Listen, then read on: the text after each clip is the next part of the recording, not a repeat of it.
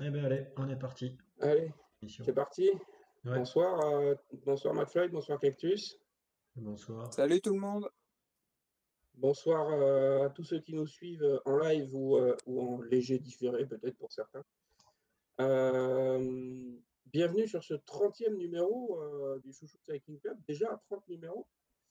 On a déjà dépassé l'âge des participants. Non. Hein, Fly? Ah bah écoute, j'essaie de te rajeunir un peu. Mais à moins que tu parles de toi, hein, mais. Non, non, non, moi non, il y a de la marge encore. Bon, ben pour ce 30e numéro, on va vous faire un petit numéro exceptionnel, hein, on vous l'a annoncé sur les réseaux. On va parler de l'année qui vient de s'écouler. On va vous donner nos awards respectifs, euh, même les awards génériques qu'on a décidés tous ensemble. Mais on ne va pas quand même couper à nos petites habitudes. Et on va vous faire quelques reviews parce qu'il y avait quand même un petit peu de cyclocross, même s'il n'y a plus de route. Et ça, le cyclocross, on a un spécialiste dans l'équipe, c'est Fly. Ouais. Je vais aller prendre des cours d'ailleurs la semaine prochaine, hein, enfin, cette semaine, pardon. Je vous raconterai tout ça. Non, moi, je suis en repos là actuellement. Oh, mais tu es spécialiste quand même. Ouais, ouais. Du coup, alors, qu'est-ce qui s'est passé? Parce que j'ai pas trop préparé, moi. Ouais. On m'avait dit c'était les awards. Voilà, parce qu'on rappelle que Fly suit à peu près les courses quand il y est et pas du tout quand il y est pas. C'est ça. Voilà, c'est ça. Donc Donc là, j'y étais on est pas. bien parti.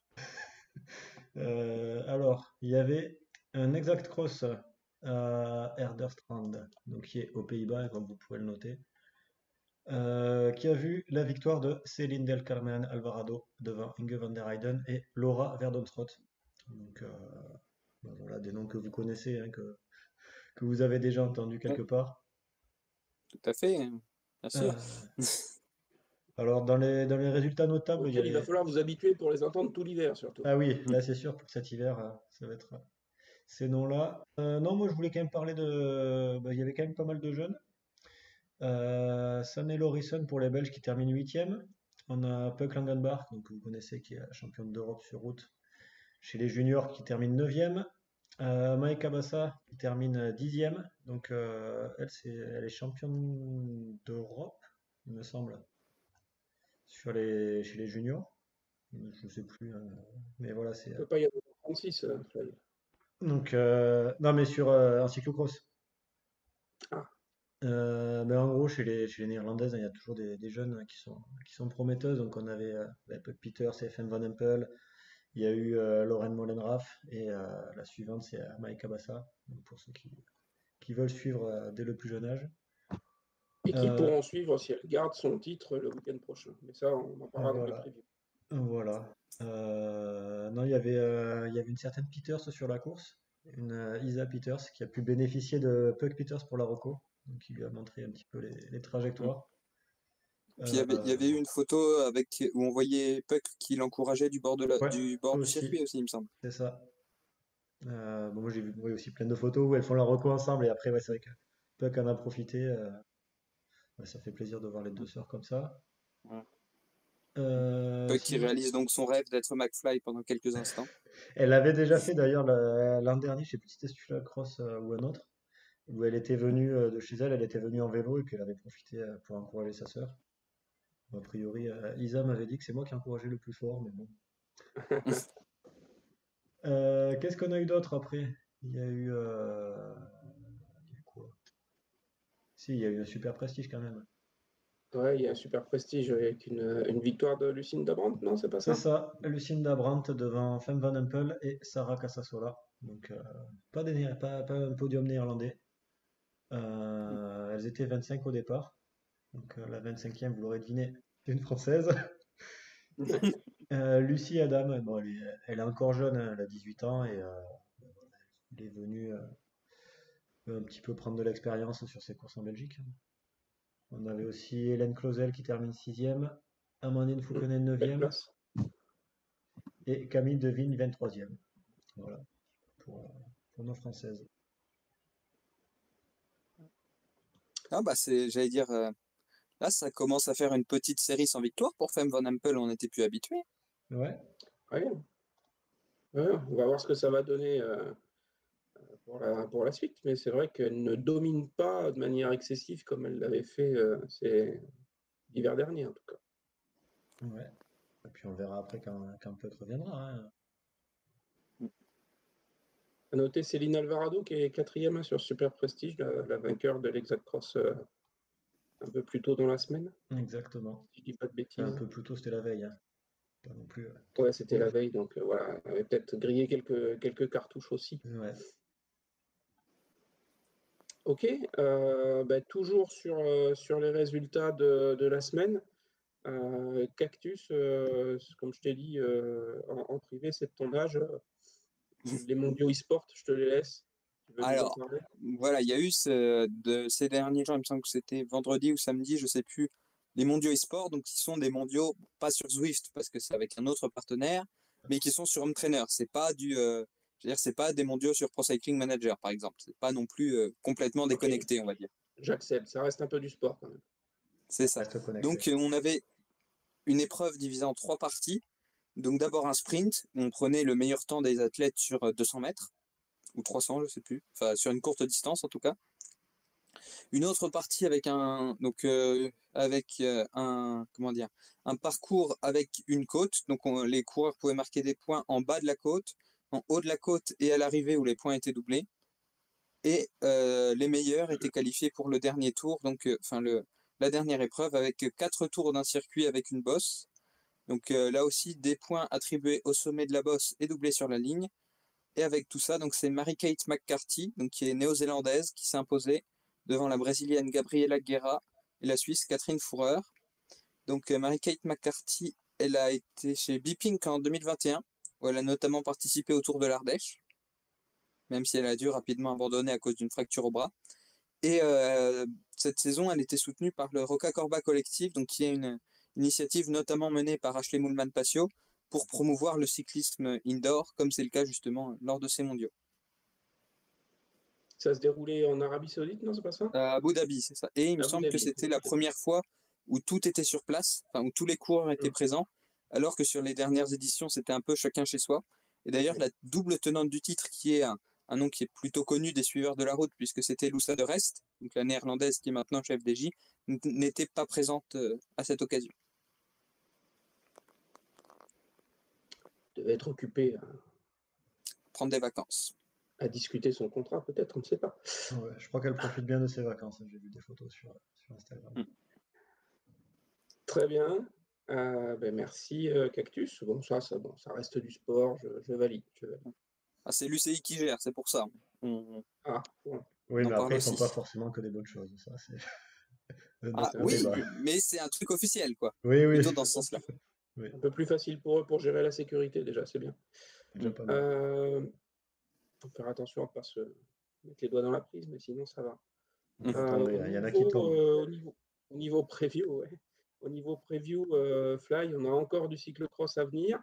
Ouais, ben, il va y avoir notamment le Koppenberg Cross, qui est, ben, comme son nom l'indique, au niveau du Koppenberg. Donc, les amateurs du Ronde van Vlaanderen connaissent, puisque c'est l'une des montées les plus dures du Ronde. Donc, ça se passera forcément à côté d'Oudenarde.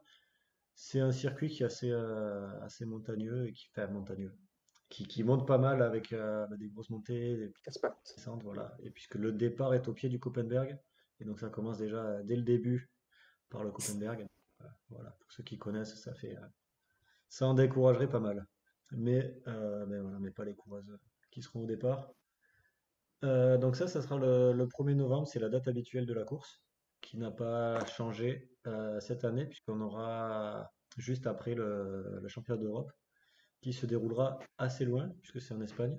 Donc je sais pas exactement s'il y a beaucoup de coureuses qui vont faire les deux courses, puisqu'il me semble que c'est dès le samedi qu'il y a les championnats d'Europe, ou pas. Je sais plus, ils ont tout regroupé. Non, oui, c'est ça, ils ont tout regroupé sur le dimanche, pour justement éviter ce conflit entre vendredi et samedi. Donc ben voilà, dimanche 3 novembre, vous aurez l'embarras du choix. Dès 9 heures la course junior, à 11 heures la course espoir et à 14h10 la course élite. Et puis si vous n'êtes pas trop fatigué, il y a aussi des courses hommes pour vous occuper entre-temps. Mm.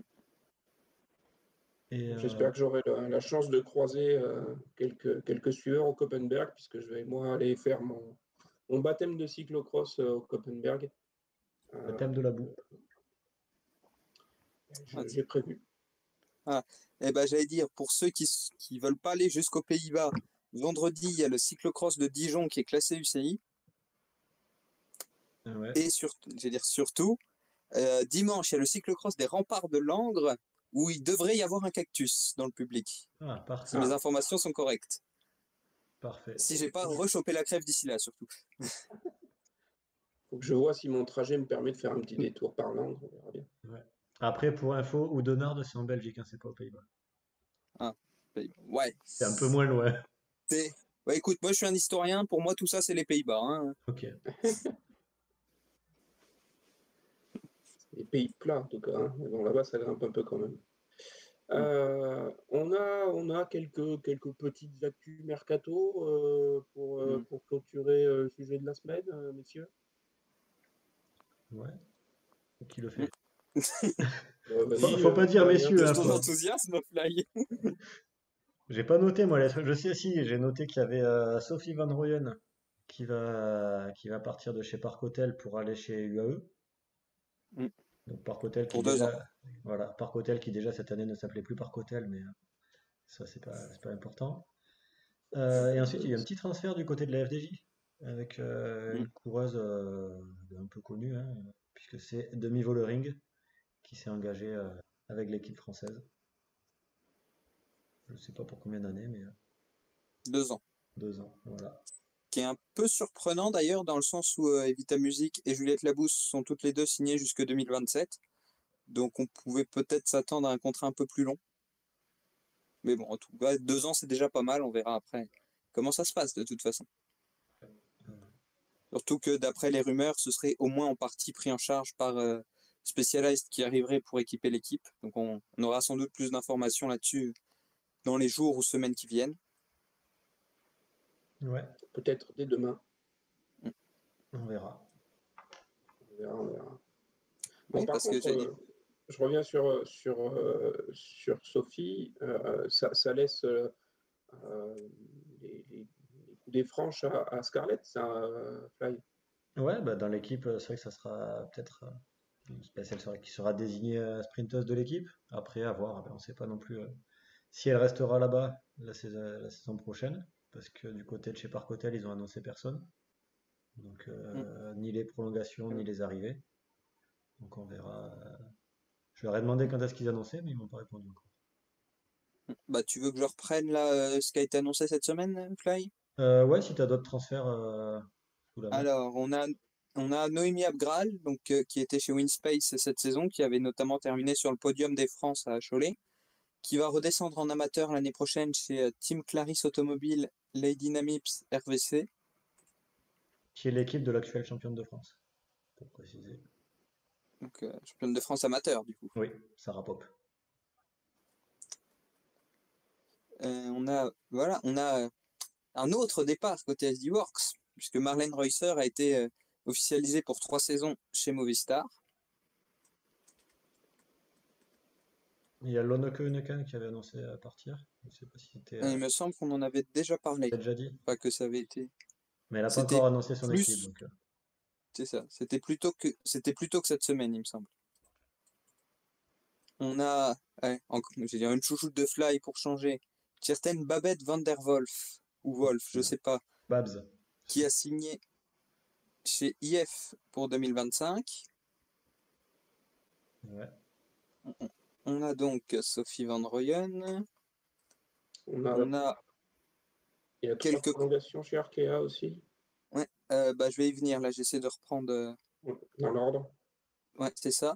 On a Naya Amanda Reign qui prolonge une saison chez Laboral, pardon, qui a été pas mal blessée cette saison, il me semble, donc qui va pouvoir reprendre un peu de rythme, enfin qui a pu reprendre un peu de rythme sur cette fin de saison et va pouvoir s'exprimer sans doute un peu plus.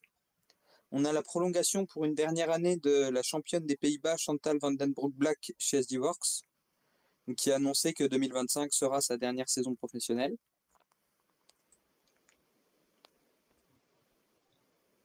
Qu'est-ce qu'on a d'autre?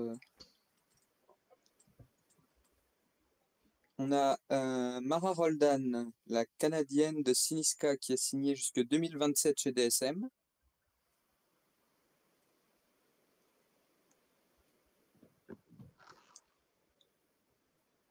On a Chiara Consoni, donc la championne olympique de l'américaine, qui a signé pour 2 ans chez Canyon. Donc ce qui clôture l'effectif de l'équipe allemande. Donc avec 2 départs supplémentaires, on va dire. Donc 2 coureurs qui ne sont pas reconduites.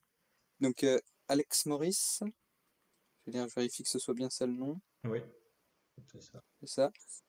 Et je veux dire plus ou moins surprenant, Shari Bossoit, donc qui est toujours suspendu actuellement, mais qui était théoriquement sous contrat avec l'équipe jusque 2025 et qui était toujours sur le site de l'équipe dans l'effectif cette année, n'est pas reconduite. Donc il y avait des rumeurs sur une éventuelle destination pour elle après sa signature, après la fin de sa suspension, mais pour l'instant rien d'officiel. Ok. On a Laurie Millette, donc la Canadienne de Komugi, qui va elle aussi partir en amateur en Belgique chez KDM PAC. Donc une équipe que tu connais sans doute mieux que Ouais. moi, Fly. Oui, forcément. Ouais. Je connais bien. Autre arrivée dans une équipe belge, c'est Lucy Benezet-Mins, donc la championne du monde junior de la course au point qui a signé chez Lotto pour 2025 et qui sera a priori la dernière recrue de l'équipe.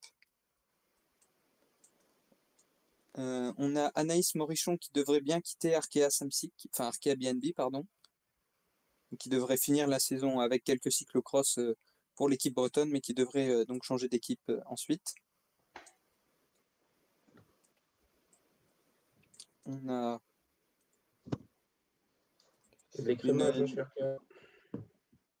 Attends, là j'en suis au 25 et là ça a été annoncé le 28. Donc là j'ai encore un peu de temps.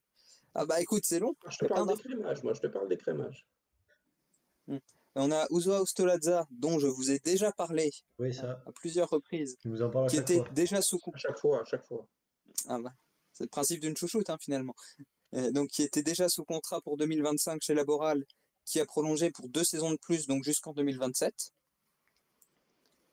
Il y a une chouchoute générale, on va dire, pour cette fois, pas uniquement de Fly, c'est Nina Berton qui a annoncé son départ de Ceratizit. Mais on ne sait pas où elle ira. Officiellement. On a une prolongation chez IF de la championne de Suisse, donc Noémie Rueg, qui a annoncé prolonger pour 3 ans, même si IF annonce que 2025 parce qu'ils font une communication particulière, on va dire. Ce qui n'est pas très pratique quand on doit chercher les durées de contrat pour faire un récap du mercato, mais ça c'est autre chose. Merci Jonathan Waters. Chez Volker Wessels, on a le départ qui a été annoncé par donc de Julia Van Bokhoven. Bon, la prononciation, hein, comme d'habitude. Ouais, ça va, ça passe. Et autre départ annoncé cette fois par l'équipe, c'est Marta Cavalli qui va quitter FDJ Suez après 4 saisons. Ouais. Qui est attendu potentiellement chez DSM. Qui était évoqué Annoncé, chez DSM, ouais. effectivement. Ok. Okay. Il y a pas mal d'Italiennes dans l'équipe. On espère que où qu'elle aille, elle puisse retrouver des bonnes sensations. Et oui. Son meilleur niveau, ça risque d'être difficile malheureusement. Quand on voit en plus même l'évolution qu'il y a pu avoir depuis 2022 dans le cyclisme. Oui, après, mais oui. au moins Est-ce que son meilleur niveau, est-ce que si elle retrouve exactement le même niveau, est-ce qu'elle pourra toujours gagner? Ou est-ce qu'il faudra atteindre un niveau supérieur? Ça, c'est une autre question. On lui souhaite le meilleur en tout cas. Esme Gilkens, Fly, ouais. je te laisse. Gilkens. Donc qui a annoncé qu'elle serait toujours chez Lotto Destiny en 2025. 2 infos. On arrive à ce matin, on va bientôt parler d'Arkea. 2 infos donc qui concernent Laboral qui ont été annoncées ce matin. D'abord la retraite de Lourdes Ouillarbidé, donc qui est arrivée cette saison de Movistar. Et la première recrue pour l'équipe qui est Ariana Fidanza, donc qui a signé pour 2 saisons en provenance de Ceratizit, qui devrait être la leader sur certaines courses, notamment sur les courses d'un jour et les étapes, puisqu'elle est plutôt rapide. Et donc, pour rappel, Martina Fidanza va aussi quitter la Ceratizit, mais elle a été annoncée il y a quelques mois maintenant par Visma Lease Bike. Suivez bien Laboral Kucha ces prochains jours. Hein. Ils ont dit qu'ils allaient annoncer tous les jours des nouvelles recrues. C'est ça. Et les rumeurs, il y a des noms qui me semblent très intéressants. Il y a peut-être de mes chouchoutes d'ailleurs. Au cas où elle le soit On pas a donc encore, forcément. Faut pas regarder non plus toutes les rumeurs de team, parce que bon, Ah bah. c'est pas que des rumeurs, c'est ses rêves aussi parfois. Et puis après, Oui, de toute façon- entre les rumeurs qu'il met maintenant et le mercato de rêve qu'il avait mis en août, c'est sûr que c'était pas la même. Mais bon, quand tu rêves d'aller chercher Sandra Alonso, Mireia Benito et Kim Lecourt, c'est sûr que c'est pas exactement le plus probable. Donc, on a effectivement 3 prolongations chez Arkea. Donc, Maike Collier, Emilia Faline et Océane Mahé, qui seront toujours là en 2025. On a donc ce dont on a déjà parlé, la signature chez FDJ Suez de Demi Vollering. Et il me semble que c'est la dernière. Non, c'est pas la dernière annonce en date.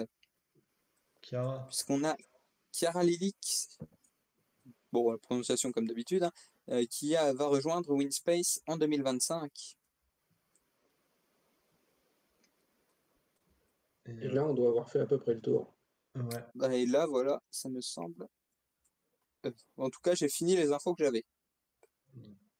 J'ai pas d'autres infos non plus. Ouais. Menteur. Pas d'infos que je peux divulguer. Voilà. Voilà, on essaie de s'en tenir aux informations officielles. Voilà. Voilà. On va dire ça. Parce que j'allais dire typiquement pour reprendre ça, Mara Roldan, donc qui a été annoncée par DSM, elle était longtemps évoquée comme étant une potentielle recrue chez IF. Donc même les rumeurs, il faut faire attention. Ouais. Tout à fait. Bon, ce coup-ci, on a fait le tour. Hein. Je crois qu'on va pouvoir se lancer dans le gros morceau du soir, les awards. Ça va, on n'a mis qu'une demi-heure d'introduction. Parfait. C'est bien, c'est bien, c'est bien. On est de mieux en mieux. De mieux en mieux. Alors, on a fait un certain nombre de catégories. On vous a demandé d'ailleurs d'en rajouter éventuellement si vous en aviez en inspiration à nous donner.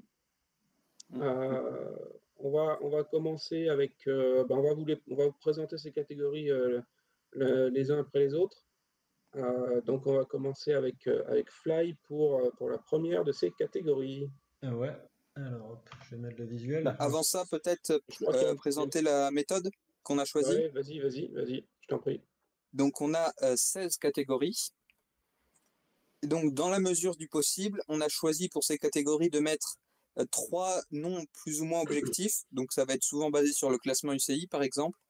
Et ensuite, chacun de nous 3 va choisir sa candidate, on va dire, sa nominée pour ce trophée. Voilà. Donc, on vous en parlera ensuite chacun notre tour. Voilà, donc un top. Donc, Fly va pouvoir commencer. Exactement, donc un top objectif, donc sur la meilleure coureuse. Donc avec un podium, je pense que les noms sont connus quand même de tout le monde, puisqu'on va retrouver Lotto Kopecky en numéro 1, Demi Vollering en numéro 2 et Elisa Longo-Borghini en numéro 3. Lotto Kopecky, championne du monde, tout ça, je crois qu'elle a... J'ai plus le palmarès exact. Pareil pour Demi Vollering, tu me diras. Et qui est qui a gagné le Giro? C'est Elisa. Elisa. Ouais. Et la Vuelta, c'est Demi, c'est ça? Ouais. Oui. Voilà. Donc ça classe un petit peu ces coureuses-là. Quelque chose à ajouter sur ce top 3? Qu'on aurait peut-être pu aussi avoir Cassia Niewiadoma dans ce haut de la liste, mais que aujourd'hui, mis à part sa performance sur le tour où elle remporte le maillot jaune, c'est vrai qu'on l'a peut-être un peu moins vu que les 3 autres, notamment que Demi Vollering et Elisa Longo-Borghini, puisqu'on ne peut pas les vainqueurs du Grand Tour sur le reste de la saison. Voilà. Bah, c'est intéressant de voir que justement, bon, j'allais dire, c'est pas quelque chose qui existe depuis très longtemps, mais les deux années précédentes, on avait eu une et deux coureurs qui avaient gagné les trois grands tours, donc respectivement Van Vleuten en 2022 et Van Vleuten et Vollering en 2023, pardon. Et là, cette année, on a trois gagnantes différentes. Donc, on a, j'allais dire, c'est pas forcément tout à fait naturel dans le sens où on sait ce qui s'est passé sur le tour, mais on a peut-être une plus grande densité cette saison. On a eu peut-être un niveau un peu plus équilibré, on peut dire, qu'on a pu voir aussi sur les classiques d'ailleurs, par exemple. Ok, Cactus, après, d'un point de vue purement personnel, quel était ta meilleure coureur? Et bah, là, donc j'ai choisi de vous parler d'ailleurs de la première chouchoute dont j'ai parlé dans ce podcast, qui est donc Kim LeCourt, qui pour moi est vraiment une des révélations, sinon la révélation de cette saison, qui a montré sa polyvalence. Elle a terminé dans le top 10, top 15 de pas mal de classiques, notamment Paris-Roubaix, tout en remportant aussi une étape de moyenne, au moins vallonnée, voire de moyenne montagne sur le Giro. Elle a fait de belles performances et j'ai hâte de voir ce que ça va donner l'an prochain avec sans doute plus de responsabilités, même chez AG Insurance. Et elle a aussi fait des tests sur le vélo de chrono, notamment, que vous avez peut-être vu sur son Instagram. Donc, à voir avec cette année de retour au vélo dans les pattes, 2025, ça pourrait être une année très intéressante pour la Mauricienne. Bon, moi, pour ma part, j'ai eu le même raisonnement que Cactus, hein. C'est la première et pour l'instant la seule chouchoute dont je vous ai parlé en longueur dans ce podcast. Donc, pour moi, c'est Vita Music, qui n'est pas la révélation de l'année, mais qui est la confirmation de l'année, notamment sur les grands tours. Évidemment, on se rappelle de sa fantastique victoire sur la 7e étape de la Vuelta cette année devant Demi Vollering, sa future coéquipière. Et puis, ne pas oublier, pareil, la magnifique montée de l'Alpe d'Huez qu'elle réalise et qui lui fait échouer au pied du podium du Tour cette année. Mais nul doute qu'avec les renforts qui sont arrivés dans l'équipe FDJ Suez pour l'an prochain, nul doute qu'elle va encore progresser et on sait qu'elle a les capacités. Donc, il n'y a aucun doute que l'année prochaine, elle va encore améliorer tout ça. Très bien. Et pour toi, Flavie? moi, c'est Puck Peters, hein, la championne multidiscipline. Alors, c'est vrai qu'on se parle principalement de la route, mais bon, là, elle a gagné aussi en VTT, en cyclocross, on l'a vu toute l'année. C'était sa deuxième saison sur route et c'est vrai qu'elle fait des très bons résultats sur les classiques, hein, un petit peu comme Kim LeCourt, où elle va chercher pas mal de top 10. Je crois d'ailleurs, même sa plus mauvaise place, c'est 8e sur les classiques. Elle prend un podium en World Tour sur. Tu comptes pas l'Estradé? Si, mais elle a pas fait top Je ne 10 sur sais pas. l'Estradé. Elle fait pas 13e Estradé? Je sais plus, j'y étais pas. Et non, Bah, et je vais après, regarder ça pendant ouais. que tu continues. Et après, non, mais elle a fait les Jeux Olympiques. Elle vient sur le tour un petit peu en bonus, puisqu'elle n'avait pas forcément axé sa saison là-dessus. Et ben, elle va chercher, alors les poids pas sur tous les jours, mais elle va quand même porter le maillot à poids plusieurs jours. Elle va gagner une étape, hein, qui est quand même assez bien pour sa première saison. Et puis elle finit avec le maillot blanc de meilleur jeune. Donc, voilà, quand on commence un grand tour sans réelles ambitions et qu'on ramène un maillot et une victoire d'étape, je dirais Mm. c'est suffisant pour la mettre meilleure coureuse, hein. Et puis elle est super sympa aussi, donc Mm. Et elle fait bien 13e sur l'Estradé. voilà. Très bien. J'y étais pas. Allez, Et elle fait top 11 sur le Tour de France, ce qui n'est Aussi, pas pour déplaire à la plupart des suiveurs. Parce on sait tous la valeur d'un top 11. exactement. Surtout Thibaut. on passe à la catégorie suivante, messieurs. Cactus, c'est toi qui nous présente là. C'est ça. Donc là, on va parler de la meilleure jeune. Donc par jeune, on va entendre U23, puisque c'est le barème qui est en vigueur plus ou moins uniformément chez les femmes. Donc avec notamment le fameux maillot du classement World Tour U23. Et si si on s'en tient au classement UCI, donc la meilleure coureur U23 cette saison, c'est Neve Bradbury, donc qui a entre autres remporté une étape du Tour de Suisse et du Giro au Blocos. Donc ça va. La deuxième, c'est Shirin Van Anrooy. Et la troisième, c'est Eleonora Gasparini. Et il me semble que Puck Peters est quatrième. Possible. Donc là, pour le coup, c'est purement en prenant les U23 au classement UCI. Parce que nous, ce qu'on a choisi, c'est pas uniquement basé sur ça. Non, c'est pas basé sur ça. Et moi, je suis absolument pas d'accord avec cette façon de classer les choses. Parce que la meilleure jeune, c'est celle qui gagne la course la plus difficile chez les jeunes. C'est le Tour de l'avenir. Donc pour moi, c'est clair, c'est Marion Bunel qui est la meilleure jeune de cette année. Là, pour le coup, vraie révélation, vraie affirmation pour Marion Bunel. Et c'est d'ailleurs récompensé par un transfert chez Visma pour l'an prochain. Donc c'est non seulement la meilleure jeune absolue pour moi, mais ça va être quelqu'un à suivre dans les années qui viennent. Et toi, Flavie? Ben alors moi j'ai choisi Elisa Winter. Alors vous allez me dire ouais elle est pas forcément super connue. Tu disais que la course de l'année c'était le Tour de l'avenir hein, puisque c'est globalement la seule course U23 qui a lieu ben, sur la saison avec les championnats d'Europe. Bon j'y étais donc je m'en souviens. Et non mais voilà Elisa c'est une chouchoute que j'ai pu voir seulement sur ces courses U23. Donc puisqu'elle est quand même dans un club ouais, dans un club en Autriche donc c'est plus compliqué de la voir. Mais voilà, il fallait bien la citer quelque part. Et j'aurais pu mettre Puck Peters aussi, puisqu'elle est encore à moins de 23 ans, mais c'est vrai qu'elle était déjà dans l'autre catégorie, donc je pouvais pas la mettre. Voilà, on avait dit qu'on ne mettait pas le même nom sur toutes les lignes du palmarès, c'est pour ça. Voilà. Sinon, Puck Peters aurait été partout, mais. Peut-être pas dans meilleur retraité quand même, mais on Oui, va pas trop effectivement. le Ne spoile pas les catégories. Je vais plutôt Et toi, spoiler mon Catherine? choix pour cette catégorie. Donc Vas-y. là aussi, c'est pas forcément une grosse surprise étant donné que j'en ai pas mal parlé dans le podcast. C'est Giada Borghesi, donc je veux dire qui s'est imposé peut-être pas, mais qui s'est montré sur les terrains accidentés, pas forcément en haute montagne. Elle a peut-être un peu plus de limites là-dessus, mais elle a fait des belles performances, notamment un quatrième au Grand Prix de Chambéry, par exemple, de manière totalement Objectif. aléatoire.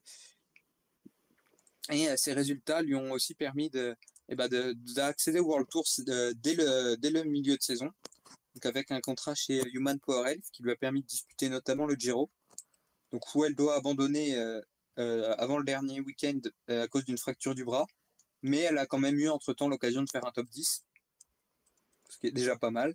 Tout le monde n'est pas Puck Peters. Et elle est quand même relativement bien revenue puisqu'elle va participer à d'autres courses dans la saison et elle va conclure cette saison avec une deuxième place sur le Tour de Guangxi en Chine il y a quelques jours. Donc seulement battue au sprint par Sandra Alonso, donc elle finit sur une très bonne note cette saison. Ouais, vous noterez quand même que pour cette catégorie, même pour nos chouchoutes un peu plus subjectives, on a quand même des arguments très objectifs, moi je trouve. Donc c'est une catégorie très prometteuse pour les saisons à venir. Il y a de la jeunesse en réserve et des belles, des beaux profils pour jouer sur des terrains parfois variés. Hein, parce qu'entre Elisa Winter, Giada Borghesi et Marion Bunel, on ne les retrouvera pas forcément toujours à se disputer la victoire entre elles, mais il y a vraiment des beaux profils. On va passer à la catégorie suivante. C'est la meilleure retraitée, donc celle qui prend sa retraite à la fin de la saison. Sans trop d'arguments, la première, c'est Grace Brown. Grace Brown, elle a commencé sa saison par une victoire, fini sa saison par une victoire. Au milieu, elle a glané un titre olympique, 2 titres de championne du monde. Moi, je pense que c'est pas une mauvaise saison pour partir en retraite, c'est sûr. Un Liège-Bastogne-Liège aussi, accessoirement. Oui, quelques formalités au milieu. Et un Bretagne Ladies Tour aussi, je crois, avec 2 étapes. La seconde, c'est Christine Majerus, la luxembourgeoise tricoteuse et chouchoute de Fly. De toute façon, quelle luxembourgeoise n'est pas chouchoute de Fly? Bah, t'en connais beaucoup des Et luxembourgeoises. monte-toi. Et la troisième, c'est notre Audrey Cordon-Rago national, évidemment, parce qu'on ne pouvait pas faire un classement sans Audrey de toute façon, c'est évident. Cactus.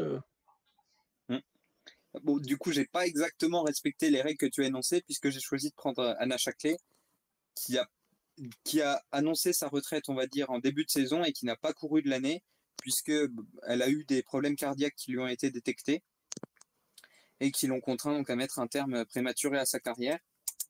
Donc elle était chez SD Works, elle avait fait de beaux résultats les années précédentes. Donc l'année dernière, elle s'était notamment classée 7e du Tour de Romandie, 2e du Tour de l'Avenir, 13e du Giro, 4e de l'UAE Tour également. Donc elle avait un beau potentiel et de belles choses qui l'attendaient chez SD Works et elle a dû donc malheureusement arrêter sa carrière à cause de problèmes cardiaques. C'est aussi pour montrer que malheureusement, on n'a pas que des coureurs qui ont la chance de finir après une belle carrière, etc. Il y a malheureusement souvent des problèmes aussi, que ce soit physique, que ce soit des arrêts d'équipe qui causent des jeunes femmes qui se retrouvent sans travail, etc. et qui sont contraintes d'arrêter. Donc c'est compliqué. Et j'allais dire, pour finir sur une note un peu plus positive, donc Anna Chaclet, elle s'est déjà reconvertie en directrice sportive chez Alba Development, donc qui est une conti britannique, écossaise plus précisément. Donc elle a déjà pu se reconvertir et c'est une bonne chose et voilà, et c'est bien. Tout à fait. Fly. Ouais, bah moi j'ai pris une connue, hein, Audrey Cordon-Rago. Bon, j'en ai parlé très récemment, je crois, l'épisode précédent ou celui d'avant. Ben voilà, c'est celle qui m'a amené sur le cyclisme féminin et on va dire, je suis pas encore prêt à ne plus la voir. Est-ce que tu vas prendre ta retraite du coup, Fly? Non, non, non, c'est pas prévu ça. Ah, c'est bon. Est-ce que On est tu vas rassuré. l'inviter pour gueuler avec elle au bord des routes, par contre? Ah ça, avec plaisir. Elle m'a donné rendez-vous déjà en Bretagne pour le Tour de France, pour le départ. Donc, C'est vrai qu'on n'en a pas parlé dans les previews, mais il y a ça demain. ouais. Un petit truc, on en parlera tout à l'heure. On en Pour parle tout à conclure, l'heure. vers minuit et demi. Moi, j'ai gardé la première du classement en fait, parce que c'est quand même une de mes chouchoutes. C'est Grace Brown, parce que je pense que, voilà, comme je l'ai expliqué tout à l'heure, finir en beauté comme elle l'a fait, c'est exceptionnel. Donc voilà, je ne pouvais pas ne pas choisir Grace. Allez, on enchaîne, on Ouais. accélère, parce qu'effectivement, on va finir à minuit et demi si ça continue. McFly, tu nous parles de la course de l'année. Ouais, alors bah, c'est vrai que là c'est un peu compliqué de faire un classement objectif, hein. Alors, nous on a fait notre classement, mais il n'y a pas de classement vraiment à proprement parler. Donc voilà, ça sera juste le nôtre. Donc on commence avec Cactus. Ouais, bah pour le coup, j'ai choisi la seule course à laquelle j'ai assisté cette saison côté cyclisme féminin, qui a aussi été la course d'inauguration du costume de Cactus, qui était le Grand Prix de Chambéry. Et j'allais dire, je pourrais inclure même la course junior / amateur qui a eu lieu en matinée parce que c'était la même journée et c'était aussi très sympa. C'était où j'ai pu retrouver 53 d'ailleurs. C'est ça. Et voilà, donc qui était une bonne journée. J'ai pu prendre quelques photos, voir des gens C'est ça. et noter Allez, une certaine Laurette de Schepper qui a pu se montrer par la suite. Et une tout à fait. certaine Gada Borghesi dont je vous ai déjà parlé. Oui, Et c'est pas fini. Bon, comme tu radotes, je vais radoter aussi. Pour moi, la plus belle course de l'année, ça a été la 7e étape de la Volta, dont j'ai parlé tout à l'heure, avec la victoire d'Evita Music qui Alors, croque Demi Vollering sur la fin de la montée. Et voilà, c'était exceptionnel. Dis-moi que c'était pas la 7e. il me semble que c'est la 6e. Je vais vérifier ça, mais c'est ça, Vérifie. c'est la 6e. C'est la 6e. Bon, voilà. je me Moi, je voulais disais l'avoir aussi, la gagné, septième ne m'avait pas marqué. je voulais tout l'avoir gagné, c'est pour ça. Ouais. Et donc toi aussi qui étais présent hein, forcément sur cette étape-là. Bien sûr. Voilà. Et donc pour ma part, j'ai pris une course où j'étais, le contre-la-montre du Tour de l'Avenir. Bah, d'une part parce que j'aime bien les contre-la-montre, c'est toujours sympa de pouvoir encourager les coureuses une par une et voilà pour scander le nom de chacune. Et puis bah, après c'est aussi une journée qui était sympa puisque c'était dans la montée de la Rosière et du Petit Saint-Bernard. Donc ça m'a permis de pouvoir profiter de la montée et puis de voir des chouchoutes qui étaient sur cette course U23, puisqu'il n'y en a pas beaucoup, hein, comme je l'ai dit tout à l'heure. Donc c'est l'occasion et puis voilà, bah, il y en a plusieurs dont ça a été la seule course de l'année où je les voyais. Donc voilà, un bonus. Bon, bah, alors, du coup, j'ai deux petites digressions sur le choix de Fly. Ah, D'une part, on a choisi une course avec la même vainqueur, parce que c'est effectivement. aussi. Et d'autre part, en tant que super français, tu as quand même choisi la seule étape du Tour de l'Avenir qui n'est pas gagnée par une française. Oui, mais ça c'est c'est elle qui a choisi de pas gagner, hein. Mais bon. Non mais après j'encourage tout le monde, moi, tu le sais. Mm. Bon, allez, on passe à la pire course de l'année, mais on va passer très vite Mm. sur cette catégorie et même sur la suivante, parce que c'est pas les plus réjouissantes. Cactus, c'est toi qui nous en parle. Bah, c'est ça. Là aussi, on n'a pas vraiment. Enfin, c'est difficile de faire un choix objectif. Donc, on n'en a pas fait, hein, tout simplement. Donc, bah, je vais dire 53, je vais te laisser parler. On a choisi la même. Donc, et c'est pas Ouais, très difficile à expliquer, malheureusement. c'est du subjectif, mais malheureusement, c'est un peu objectif aussi, je Mm. trouve. Euh, on a choisi Cactus et moi les mondiaux juniors, euh, parce que ces mondiaux juniors, ils ont été marqués par un drame. Donc voilà, forcément, ça nous a marqué et ça ne pouvait pas, pour moi, passer en dehors de ces awards malheureux. Voilà. Fly, Ouais, moi j'ai pris une autre course. Alors j'aurais pu prendre la même évidemment pour la même raison, mais j'ai préféré rester objectif hein, dans mes choix. Et j'ai choisi la Flèche Wallonne. Alors bah, ça c'est certains la voyaient comme une belle course, mais c'est vrai que moi j'étais sur place. Et quand on part en vélo et qu'on se retrouve avec des températures négatives, de la pluie, de la neige, et qu'on commence à avoir froid, bah, c'est pas la meilleure course. Donc voilà. Sur place, c'était bah, la course la plus difficile de l'année pour moi. Et j'en ai quelques-unes. Cactus, tu veux conclure? Non, bah, j'ai pas grand-chose à rajouter. On espère juste qu'on aura encore moins de matière à ça l'année prochaine. Voilà, qu'on pourra plutôt se baser sur des critères comme ceux de Fly. Mm. Toujours dans une catégorie pas forcément hyper joyeuse, on avait décidé de parler de la blessée de l'année, ou voilà, Mm. la coureur qui a eu le moins de chance quelque part aussi. Euh, Marlène Reusser arrive en tête de ce classement après une fracture de la mâchoire, un retour et ensuite elle a malheureusement dû reprendre le chemin de la maison, on va dire, rester chez elle et même réhospitalisée, je crois, un temps Mm. suite à des complications. Donc Marlène Reusser a été pour nous la malchanceuse de l'année, hein, je préfère à la limite ce titre-là. Mm. Elle devance dans notre classement Nicole Steigenga et Marta Cavalli. Euh, pour les mêmes raisons, malheureusement. Mm.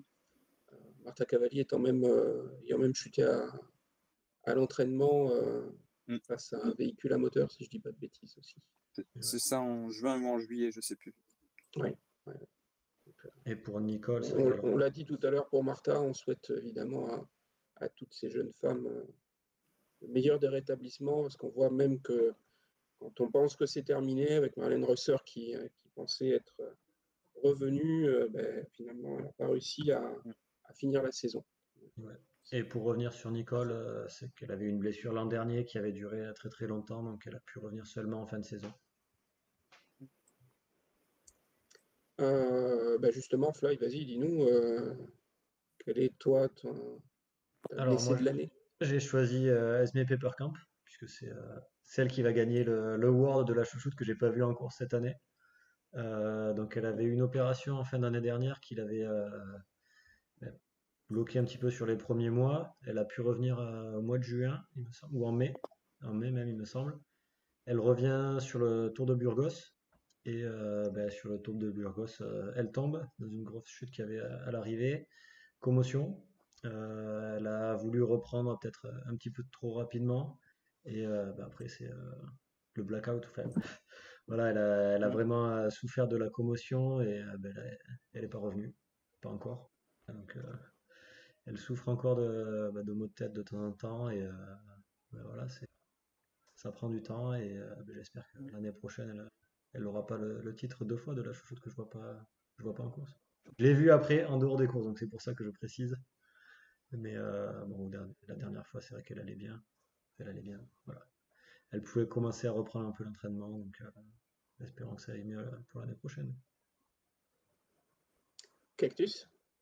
Bah, j'ai hésité entre pas mal, malheureusement. Bah, j'ai essayé de pas prendre celle qui était dans les classements objectifs parce que j'aurais voulu mettre Martha, j'aurais voulu mettre Marlène, que j'aime beaucoup aussi. J'ai hésité avec une de Laboral, mais comme je vais parler de Laboral plus tard, j'ai choisi de pas la mettre. J'ai choisi donc Ricarda Bauernfeind, qui avait fait un bon début de saison. Elle fait top 10 sur la Vuelta notamment, et ensuite elle a un problème au genou qui va la contraindre à faire une pause. Et un peu comme Marlène Reusser, malheureusement, l'indisponibilité va se prolonger. Elle va devoir rater les championnats nationaux, puis le Tour d'Italie, le Tour de France, où elle avait gagné une étape l'année dernière. Et elle a toujours pas repris, enfin, elle n'a pas repris cette saison. Il me semble qu'elle vient de finir sa rééducation, voire qu'elle y est encore. Donc là aussi, c'est une coureur qu'on avait vue très prometteuse les dernières saisons et notamment l'an passé, et qui a été un peu coupée dans son élan cette saison. Ok. Moi, pour ma part, j'ai choisi une des trois qui était dans le classement, entre guillemets, objectif. C'est Marta Cavalli, simplement pour rappeler que Marta, certes, elle a effectivement été bousculée à l'entraînement par un véhicule.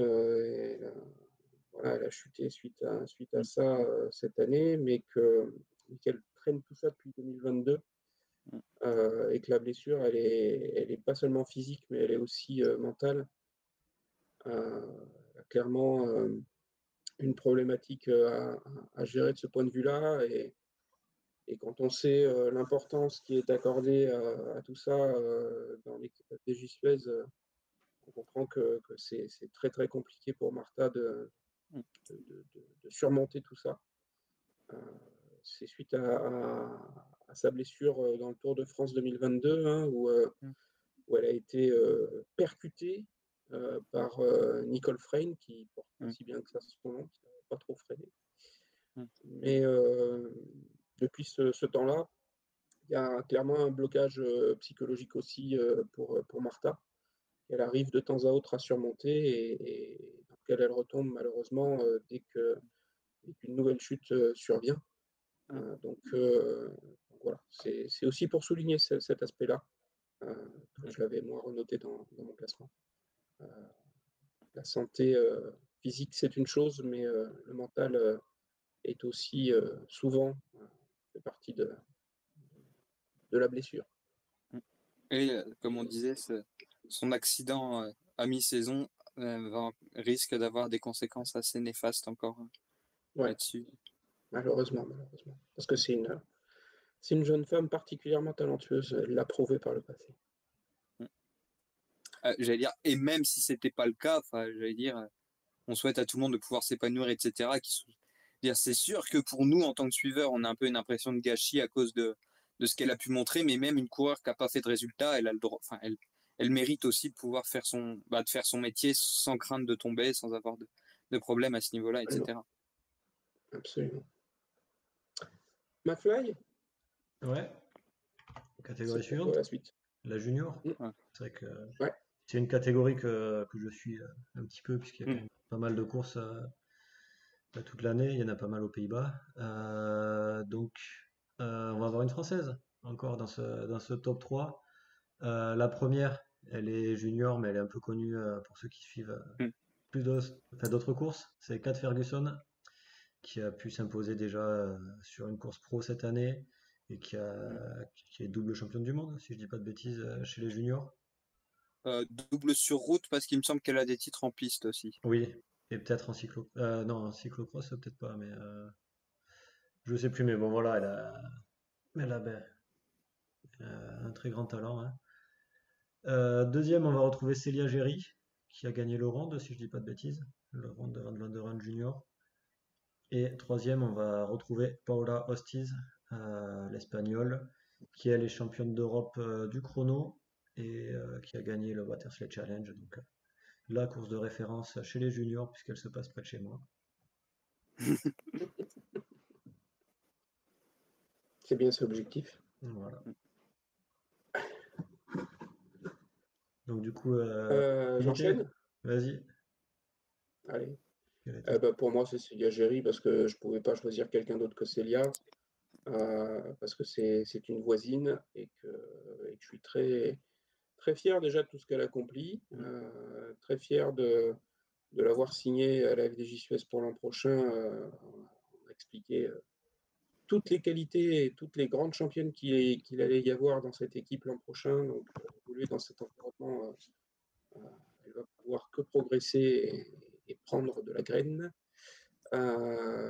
Et puis parce que ça me permettait de faire un petit clin d'œil aussi à un de ses entraîneurs, qui est Camille Chancrin, et qui participe grandement à l'éclosion de cette jeune championne. Bien. Et c'est Liège-Éric qui a aussi gagné le Grand Prix de Chambéry Open, qui était la course qui se déroulait le matin. Absolument. Voilà. Donc, Et classement j'allais dire objectif. d'ailleurs, pardon, Classement objectif, hein, la deuxième meilleure toujours. course, hein, pour vous.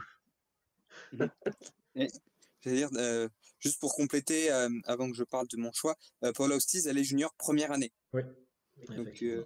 donc elle sera toujours dans la catégorie l'an prochain, elle sera une des favorites. Et comme Kat Ferguson avant elle, d'ailleurs, elle a déjà signé pour sa sortie des rangs juniors avec Movistar pour 3 ans. Voilà. Donc, comme Kat Ferguson cette année, elle sera stagiaire, puis pro chez Movistar. Et Ouais. donc moi, j'ai choisi Victoria Schladonova, donc qui va elle aussi passer pro la saison prochaine puisqu'elle a signé chez Visma Lease a Bike. Et avant Kat Ferguson, elle aussi, elle avait gagné chez les élites cette saison. Bon, c'était une 1.2, certes, et la concurrence n'était pas la même, mais elle avait gagné. Et même, j'allais dire, si on s'en tient aux catégories juniors, elle a terminé cette saison sur le podium des mondiaux, que ce soit en contre-la-montre, en course en ligne ou en cyclocross. Donc derrière les 3 de tête qu'on a cités, et qui auraient tout à fait leur place dans mes choix si j'avais pas choisi justement de ne pas reproduire le classement objectif. Donc c'est aussi une des coureurs à suivre pour la saison prochaine. Eh ben, moi, je vais enchaîner avec aussi une coureuse qui sera à suivre l'an prochain. Alors, elle n'a pas officialisé son équipe pour l'année prochaine, donc je vais pas vous en parler. Cette année, elle était dans l'équipe de Watersley, hein, puisque je vous parle de la course locale. C'est aussi une équipe locale. Donc, elle était chez les juniors dans cette équipe-là. Donc, elle est canadienne. On peut imaginer qu'elle signe dans une équipe locale aussi, non? Tu verras. Mais c'est local pour quelqu'un, hein. C'est toujours le local de quelqu'un. Voilà. Bon, elle est canadienne, donc ça sera peut-être plus ou moins local pour elle, hein, ou pour moi. En puis te connaissant, elle va sûrement signer chez Movistar. Voilà. De quoi perdre le statut de chouchoute. Mais non, sinon, dans les résultats intéressants, elle a fait quatrième sur les championnats du monde, si je dis pas de bêtises. On la voit sprinter à la fin. Voilà. Que dire de plus? Non, C'est ton choix. voilà. Le choix Et du... elle aura sûrement le droit à une chronique dans un des futurs épisodes. Probablement, oui. Avec Cactus, on enchaîne avec la catégorie suivante, le ward suivant. C'est ça. Et qui va être donc l'award de la meilleure équipe. Donc si on prend le classement UCI, bon, sans grande surprise, c'est SD Works qui est en tête devant Lidl Trek et Canyon SRAM. On n'avait pas parlé Donc, d'équipe? pardon? On n'avait pas parlé d'équipe? Eh ben, SD Works. Ah tu disais SD Works. C'est une équipe. c'est une équipe, c'est juste que Vollering est à part de cette équipe. Non, non. Elle a signé ailleurs. Non. Ouais, bon, apparemment, elle est signée ailleurs dès il y a 3 ans, mais Oui. ça, c'est autre chose. Non, mais voilà, donc les équipes des 3 vainqueurs de Grand Tour, tout simplement. qui sont dans l'ordre des grands tours en question d'ailleurs, même si ça n'a absolument aucun rapport. Mm. Mais voilà, donc c'est ça. Et donc, évidemment, on a choisi des autres équipes parce que ce serait pas drôle si on répétait tout le classement objectif à chaque fois. Effectivement, c'est pas drôle si on est objectif. Bah, d'une part, et d'autre part, si on dit les mêmes choses, ça sert un peu à rien qu'on fasse un truc subjectif. Exactement. Bah, tu peux commencer, Fly? Allez. Ben moi j'hésitais entre qui mettre entre Margot Vigier et Eva Van Aert. Donc du coup j'ai choisi la Visma Lease a Bike à mettre dans ce top. Donc voilà, en plus de ces deux super chouchoutes, on peut citer aussi Ryan Marcus, Sophie Van Bergstrom, comme ça. Euh, Maud Audeman. Bergsworth, non? Ouais, mais c'est Sophie, on va pas s'embêter avec les noms de famille. Voilà, c'est vrai que c'est bon, une équipe avec plein de coureuses que j'apprécie, donc voilà, je voulais la mettre.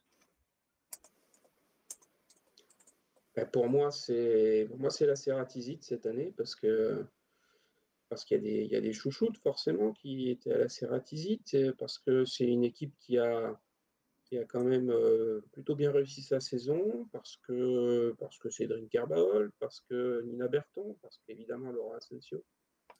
Et puis parce que on a pu bien les rencontrer, bien discuter aussi au Grand Prix de Chambéry, dont on vous a parlé déjà tout à l'heure, et que le courant est très bien passé, donc c'était vraiment sympa. Donc voilà, pour moi, meilleure équipe dans mon cœur cette saison. Est-ce que tu as eu ton petit nounours? Bien sûr, Bon, ben voilà, je ils vous t'ont le acheté. ramènerai la prochaine fois. Ils t'ont acheté, c'est pour ça.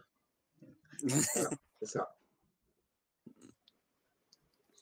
Et moi, donc, j'ai choisi, sans grande surprise là non plus, Laboral Kucha, dont je vous ai là aussi parlé à de nombreuses reprises, qui a eu une belle saison cette année, puisqu'elle est troisième Conti à quelques longueurs seulement de Parc Hôtel.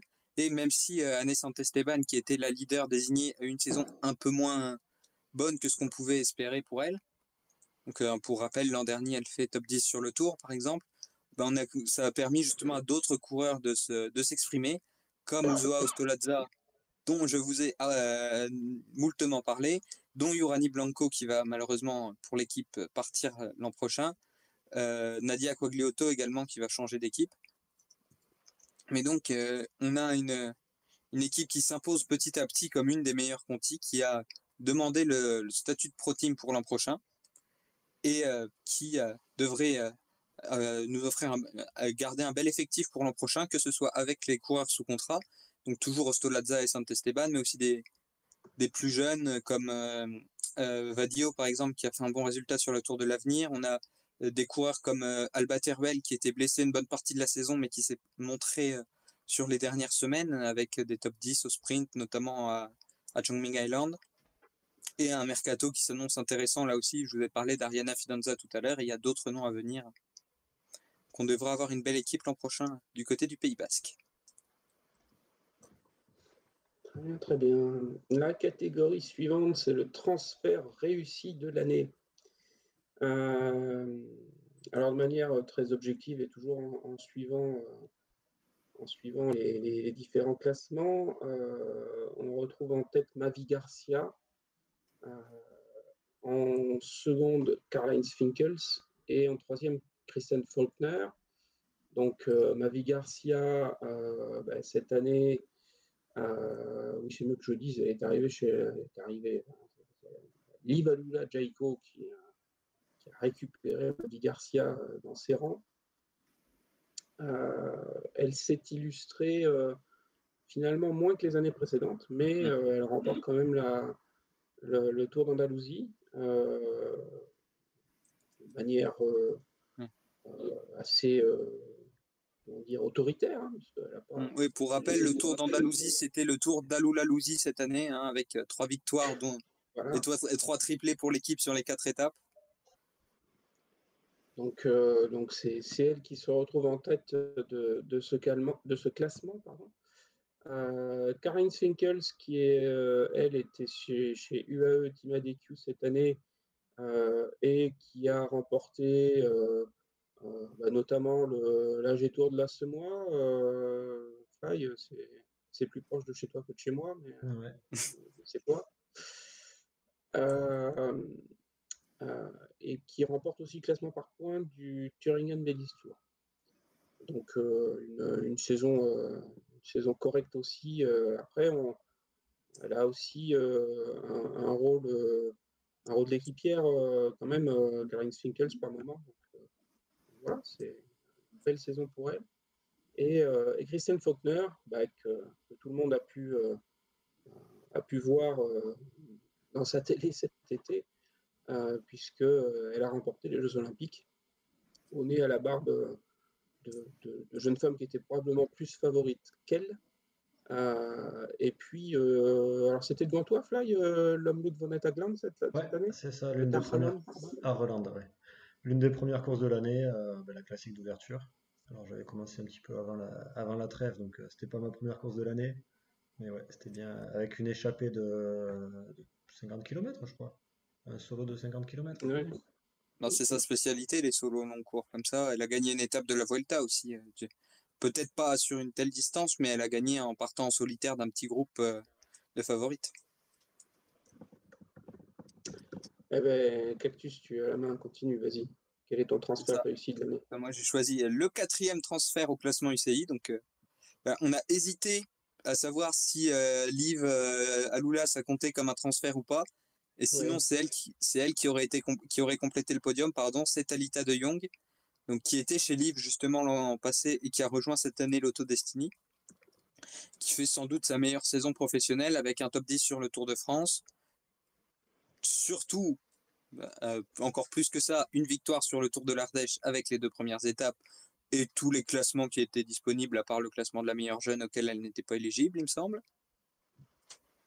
Elle est 20e au classement UCI cette saison et 9e au classement First Cycling. Elle a aussi brillé sur les classiques 5e du Newsblad et 15e du Ronde notamment. Et j'ai triché un peu, je vais rajouter 2 mentions honorables pour des transferts en cours de saison qui sont Giada Borghesi, parce que bien sûr, et Valentina Cavallard, dont je vous reparlerai plus tard. Fly? Moi, j'ai choisi une équipière de Kristen, en la personne de Kim Katsu. Elle a gagné une course cette année, si je dis pas de bêtises, mais c'est surtout, enfin, voilà, on parlait de l'aspect psychologique ben, sur les performances, mais voilà, c'est aussi l'une des, voilà, l'une des choses les plus importantes pour une coureuse, je dirais que c'est de ne pas être blessée et après d'être heureuse. Et c'est vrai que l'année dernière, chez Visma Lease a Bike, on la sentait peut-être un petit peu bloquée. Et cette année, chez IF, elle se retrouve épanouie. Donc je pense que c'est voilà, c'est le plus important. Et ce transfert lui a fait énormément de bien. Tellement de bien qu'elle va rester dans l'équipe pour d'autres années. Donc voilà, elle a trouvé son équipe. Donc, voilà. Moi, j'ai peut-être été soudoyé par Serratisi tout à l'heure, mais toi, tu as été soudoyé par Cédric Torelli pour Non, du Metkin. tout. Tu sais. Pour moi, c'est Léa Curinier le transfert de l'année parce que, encore une fois, hein, chouchoute, donc chouchoute first. Et puis parce que vous souvenez maintenant que la deuxième française au Stradé Bianche, c'est Léa Curinier. Et puis parce que elle a quand même réussi une saison plus que correcte. Elle s'est surtout très bien intégrée dans l'équipe FDJ Suez, même si malheureusement elle n'a pas su prendre sa chance quand elle était potentielle leader. Je pense à l'Alpe Grésivaudan, je pense au Tour de l'Ardèche. Voilà, elle était un peu malade sur l'Alpe Grésivaudan. Les conditions de course n'ont certainement pas aidé non plus. Et sur l'Ardèche, elle se fait piéger sur la première étape dans la chaleur, là, pour le coup. Donc, elle a assuré derrière, mais malheureusement, devant, c'était déjà fini, c'était cuit. Mais voilà, Et visiblement, elle a bien fait. Visiblement, elle a bien fait la pub de FDJ chez les copines. Voilà, tout à fait. McFly, Ouais, la transfert. catégorie suivante est pour toi. Après le transfert réussi, c'est le transfert attendu. Donc avec des coureuses qui vont changer d'équipe. Et donc on va attendre de savoir ce qu'elles font dans leur nouvelle équipe. Donc on a en tête Demi Vollering, qui est, voilà, qu'on a déjà cité dans la meilleure coureuse, donc qui va partir chez FDJ, maintenant c'est officiel. On a en deuxième position Elisa Longo Borghini, qui elle va partir chez UAE, au contraire de Chiara Consoni, qui elle va quitter UAE. Qui va où d'ailleurs? Ça, c'est la bonne question. Canyon. Chez Canyon, exactement. Voilà, pour ceux qui ont suivi l'épisode depuis le début. Voilà, donc c'est les transferts dont on va attendre de voir si elles font une meilleure année ou pas l'année prochaine. Donc, on leur souhaite bien évidemment. Voilà. Donc, Cactus, toi qui as suivi les transferts? Bah, juste avant de dire ça, quand on a fait donc on a pris les classements UCI un peu en avance. Et du coup, si on regarde maintenant, ce serait plus ça le podium, Ah, puisqu'à la place de Chiara Consoni, on aurait Juliette Labousse. Mais bon, c'est le problème d'anticiper. ouais. Je t'ai dit, faut Je jamais dis ça anticiper. Hein. je dis ça notamment parce que Juliette n'est pas dans les transferts qu'on a choisis qu'on a choisi à titre subjectif, parce que sinon je vous aurais laissé en parler évidemment. Ouais. C'est Moi peut-être j'ai parce qu'on choisi un l'attend pas, retour. en fait.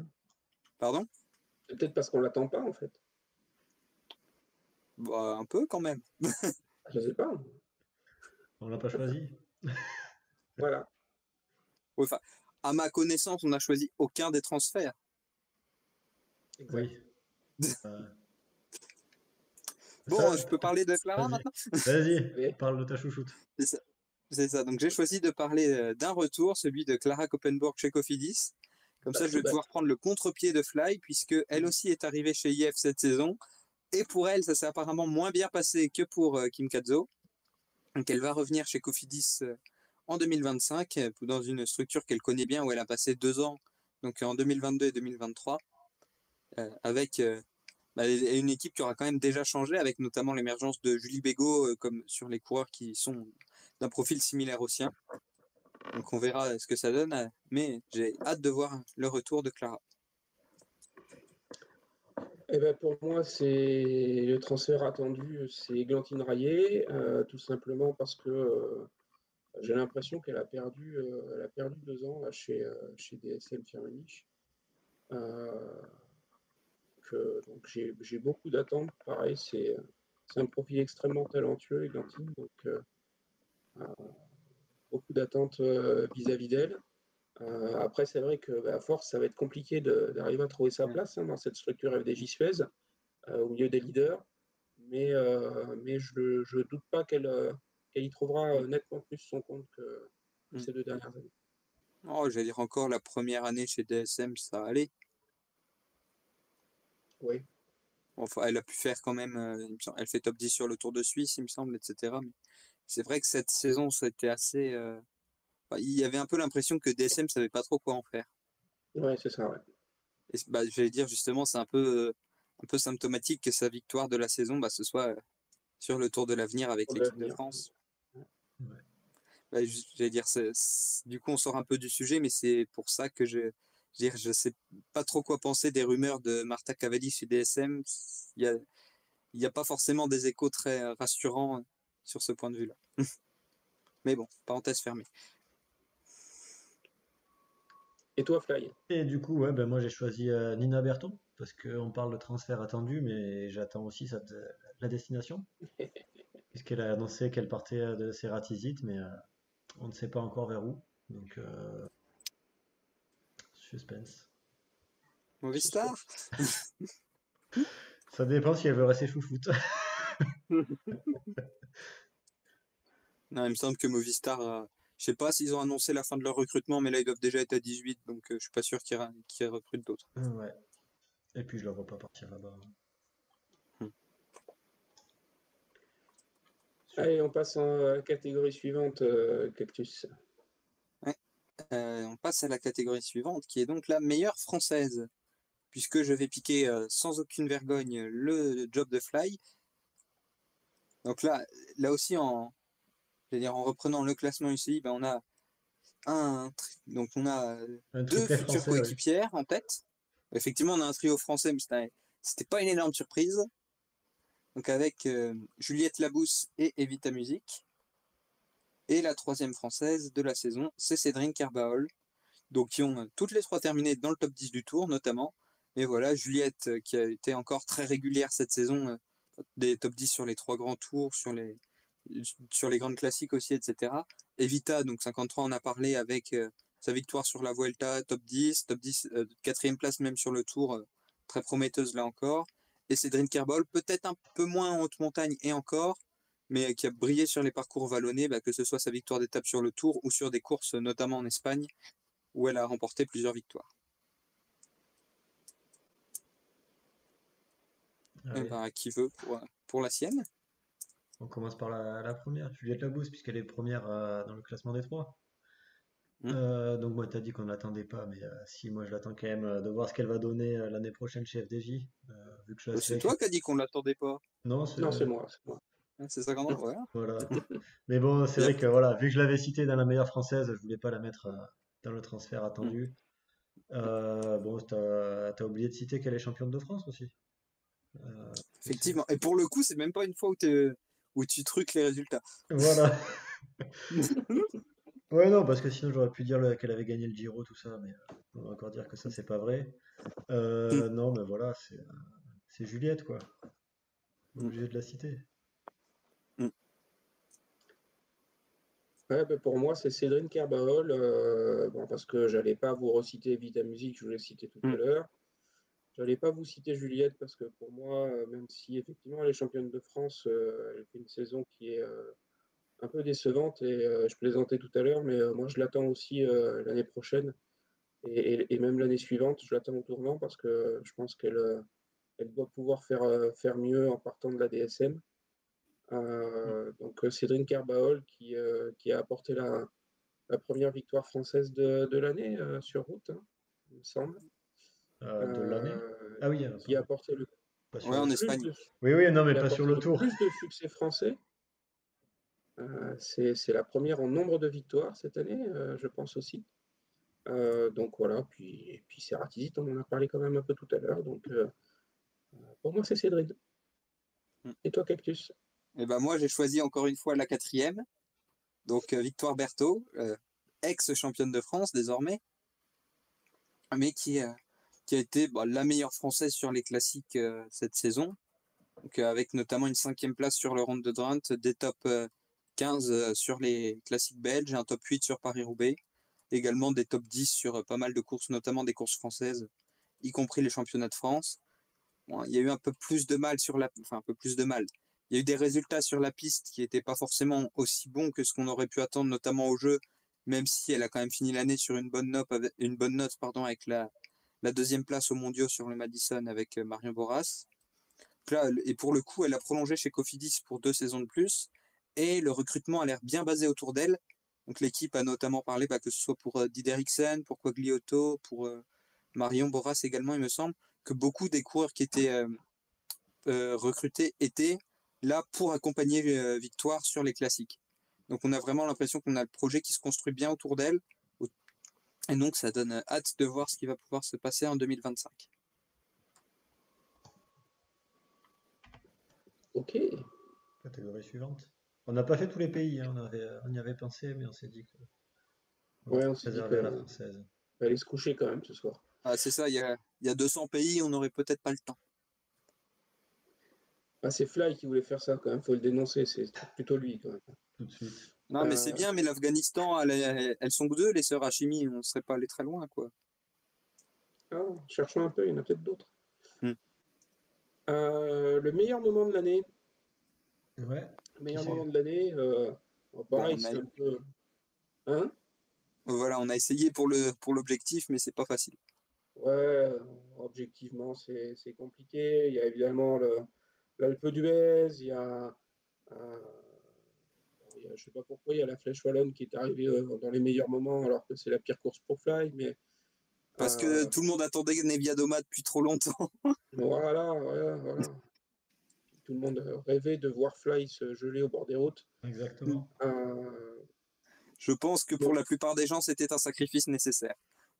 Voilà. Moi, ce que je vous propose, c'est de passer directement à vos meilleurs moments de l'année. Fly, c'est quoi ton meilleur moment, toi? Moi, on va rester compris sur que c'était pas la Flèche Wallonne. Ouais, c'était pas la Flèche Wallonne. C'était pas loin, hein, puisque c'était sur le Tour de France du côté de Liège. Voilà, j'ai déjà cité Puck Peters comme ma préférée de l'année. Et la voir et surtout être sur place, quoi. voir aussi le stress de savoir qui allait arriver, puisque c'était compliqué de savoir qu'est-ce qui se passe sur la course. Donc j'avais le live tracker avec, en voyant les noms. Et c'est vrai qu'on annonçait un peu sur le live tracker qu'elle s'arrêtait, donc elle perdait des places dans le peloton. Et ben là, on commence à les voir arriver, et puis on voit un groupe de 4 qui sort, et puis ben, on voit un maillot Phoenix, enfin deux maillots Phoenix, puisqu'elle n'était pas toute seule. Et puis voilà, je reconnais que c'est elle, donc ça fait super plaisir. Je l'encourage, après j'enchaîne avec Juliette, j'enchaîne avec le peloton, et puis je continue à suivre ce qu'elle fait, et puis ben voilà, pour voir sur un téléphone de quelqu'un qui était à côté, pour avoir sa victoire. Avec en plus le stress de la photo finish, où on ne sait pas si c'est vraiment elle qui gagne. Donc voilà, ben, ça fait l'une des courses dont je me souviens de qui a gagné. Cactus. Ouais, bah, là, du coup, comme j'ai déjà parlé de Chambéry, j'ai choisi une autre. Et pour le coup, ça va être la victoire de Fariba Hachimi, pardon, en Ardèche pour dire pour tout le côté historique que ça peut avoir. Là aussi, je vous en ai parlé de Yıldız et Fariba Hachimi dans un focus notamment, et de tout, voilà, tout ce qu'il y a comme symbolique. C'est la première victoire d'une coureure afghane en dehors des championnats nationaux. C'est une victoire en plus, j'allais dire, c'est une échappée, mais c'est une échappée qui va tenir face aux meilleurs. Bah, c'est Talita de Jong qui va faire 3 notamment, Vlodarczyk qui a fait le podium en World Tour, il me semble, au début de la saison, qui fait 2, etc. Donc c'est quand même, en plus du symbole, sportivement, c'est quand même une belle performance. Et encore une fois, Fariba Hachimi, c'est une des coureurs qui n'a pas de contrat pour la saison prochaine, mais qui pourrait être un pari intéressant pour la plupart des équipes. Très bien. Bah, moi, j'ai choisi un autre moment. Avant tout, je voulais juste, je ne l'ai pas dit tout à l'heure, mais je ne sais pas sur le live s'il y a du monde et si vous voulez réagir et donner vos classements sur les différentes catégories, il ne faut pas hésiter, hein. Euh, Moi, mon moment, mes moments, en fait, c'est plusieurs moments. Bah, ça rejoint ce que j'ai dit tout à l'heure sur Grace Brown. C'est les ITT, donc les chronos individuels sur les JO et sur les mondes.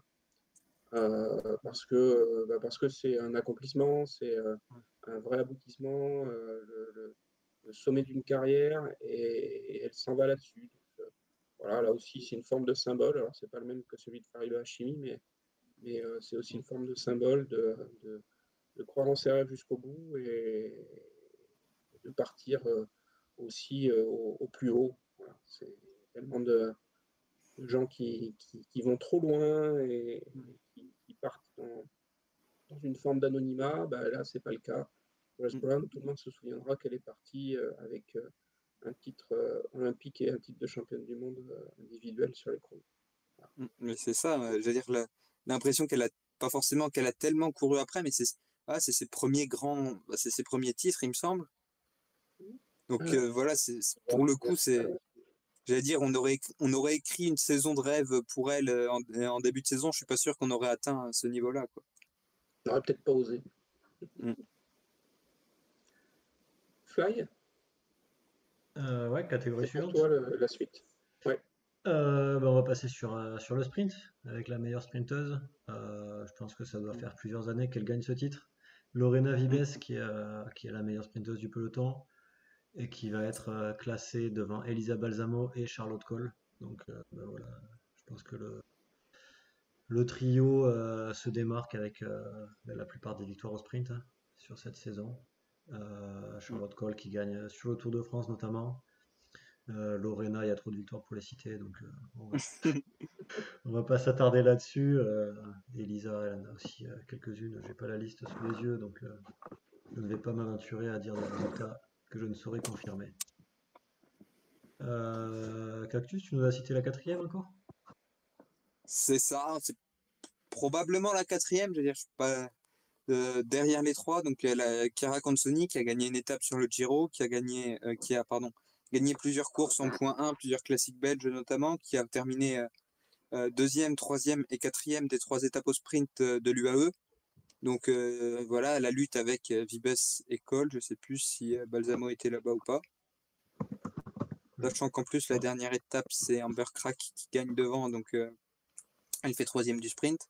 Elle fait 4e de Bruges de Panne, elle fait 3e de Gent-Wevelgem, donc elle a montré aussi qu'elle pouvait assez bien passer les petites bosses pour les classiques, même si le rond ça a été plus compliqué, je crois qu'elle fait autour de la 35e place. Mais voilà, c'est une course qui a une bonne pointe de vitesse, c'est le moins qu'on puisse dire, et qui va avoir un nouvel environnement chez Canyon, donc à suivre. Et j'allais dire, avant de vous laisser la parole, je vais juste souligner une relative déception dans ce domaine, parce qu'on aurait peut-être pu s'attendre à une meilleure saison pour Daria Pikulik. Mais on en reparlera peut-être après vos choix. Pour moi, j'ai choisi Scarlett Soren, non seulement pour la saison qu'elle réalise. Je rappelle que c'est une jeune femme qui a 20 ans, hein, qui va avoir 21 ans en fin d'année. Par la régularité qu'elle a eue, elle n'est pas dans une grosse équipe, à Volker Wessels, même si c'est une équipe de taille. Voilà, c'est pas forcément facile de trouver sa place dans un sprint, hein, quand il y a des grosses formations qui sont là. Et pourtant, elle a su tirer son épingle du jeu à de nombreuses reprises. Donc c'est vraiment, je pense, une belle saison pour elle. Qu'est-ce qu'on peut citer? C'est une deuxième place sur la deuxième journée du festival LC Jacobs, par exemple. Une victoire au Tour de Pologne et le classement des sprints d'ailleurs sur le Tour de Pologne. Voilà, on avait parlé à une époque du Princess Anna Vasa Tour où pareil, elle fait une belle performance aussi sur une course par étapes. Elle avait remporté le prologue du Tour de Toscane. Voilà, plein de belles places, de beaux accessites aussi. Donc, félicitations à elle. Même elle finit avec Chongming Island avec deuxième de la dernière étape et troisième du général. C'est ça. Et pour le coup, et pour le coup, elle n'est pas annoncée dans une autre équipe pour l'an prochain, donc on peut supposer qu'elle reste chez Volker Wessels. Ouais. On lui souhaite de s'y développer. Au contraire de celle que j'ai choisie. Sophie Van Rooyen, qui est aussi sprinteuse au sein de la Park Hotel, hein, puisque certains l'appellent comme ça. Hein. L'historique Park On ne Hotel. pas de nom. Voilà. Qui elle partira en fin de saison chez UAE. Ben voilà, elle a quand même montré qu'elle était talentueuse, puisque c'est aussi la championne d'Europe. Championne d'Europe donc sur un circuit qui était vraiment adapté aux sprinteuses, hein, puisque chez les élites c'est Lorena Vibes qui gagne. Et chez les plus jeunes, ça sera Puck Langenbar, donc la prochaine sprinteuse pour le classement l'année prochaine.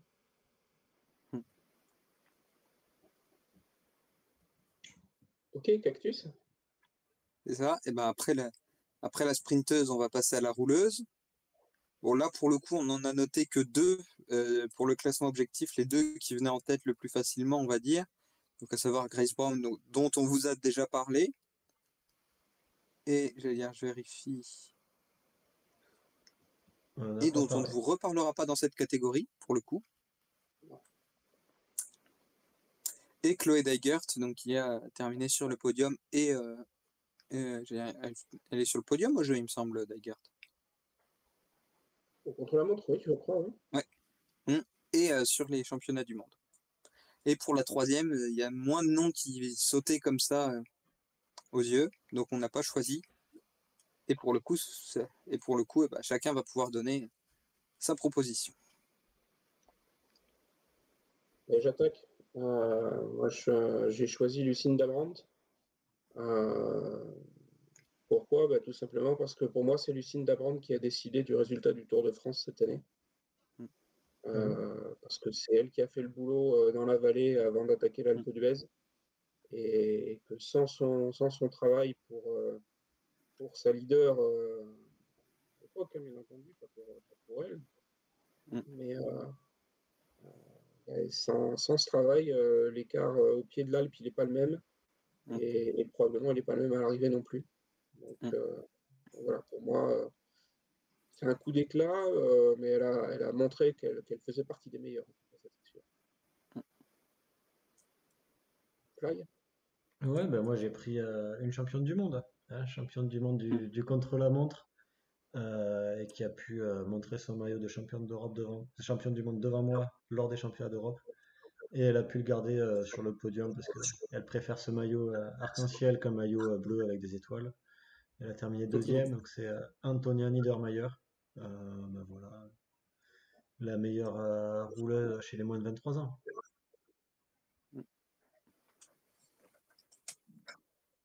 Voilà. Et toi, Cactus? Bon, évidemment, j'allais dire, ça, c'est difficile de ne pas parler de Grace Brown. Mais j'ai choisi de parler de Demi Vollering, donc, qui a remporté cette année le chrono du Tour, même s'il y a eu les circonstances qu'on connaît, notamment pour Brown. Mais elle a aussi terminé deuxième au championnat du monde, cinquième au jeu. Elle a gagné le chrono en côte du Tour de Suisse, donc on savait que c'était une bonne rouleuse. Là, elle l'a encore montré cette année. Et donc, on va voir ce que ça peut donner l'an prochain. Mais si comme les rumeurs l'annoncent, elle reste avec Specialized, il n'y a pas de raison que ça se détériore, au contraire. On aurait tellement aimé la voir sur la pierre. Mm. Catégorie suivante, c'est les meilleures grimpeuses. Mm.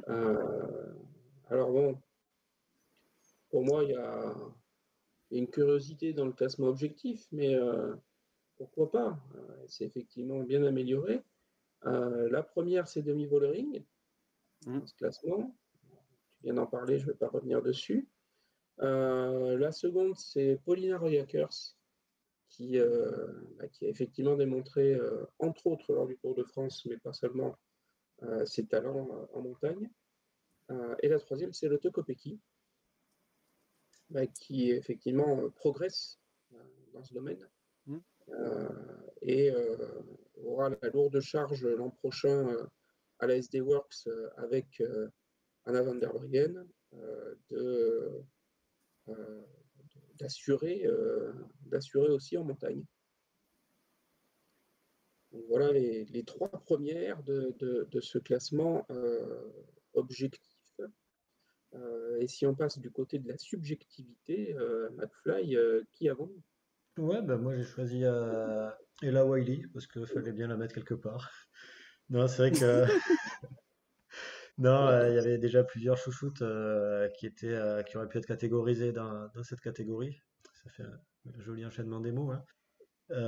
Mais que j'avais déjà choisi, donc j'ai voulu en prendre une autre qui est ben voilà, un profil vraiment de grimpeuse, qui a eu peut-être un petit peu des difficultés cette année avec les blessures elle aussi, qui n'a malheureusement pas pu participer au Tour justement parce qu'elle revenait de blessure du Giro, si je dis pas de bêtises.